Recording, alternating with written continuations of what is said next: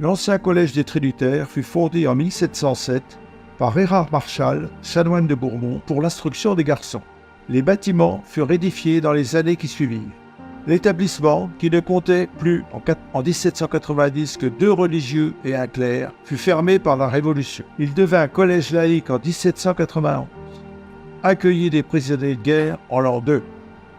M. Hennequin y rouvrit l'école en l'an 7, qui fut reconnue en l'an 11, école secondaire communale. La façade principale du bâtiment date du XVIIe siècle.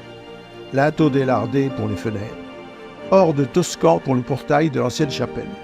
C'est le plus remarquable de Bourmont par la qualité de son traitement et la richesse de son décor.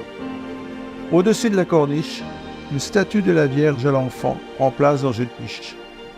L'élégante courbe des volutes qui l'entourent s'oppose à la rigidité du reste de la composition.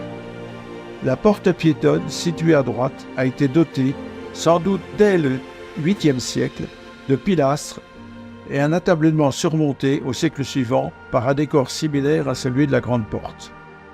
En l'an 13, 1805, l'établissement comptait 45 élèves, dont 20 pensionnaires. L'ancienne chapelle servait de réfectoire. En 1823, d'importants travaux furent réalisés sous la direction de Hyacinthe Mutel, principal du collège, devenu collège royal. Le nombre d'élèves n'étant plus suffisant, le collège ferma en 1851. Les bâtiments accueillirent alors un ouvroir où les jeunes filles pauvres réalisaient des travaux de couture qui leur procuraient un modeste revenu. Puis, ils furent vendus à des particuliers. Il devint hôpital pendant la guerre 14-18 et salle de cinéma pendant les années 50.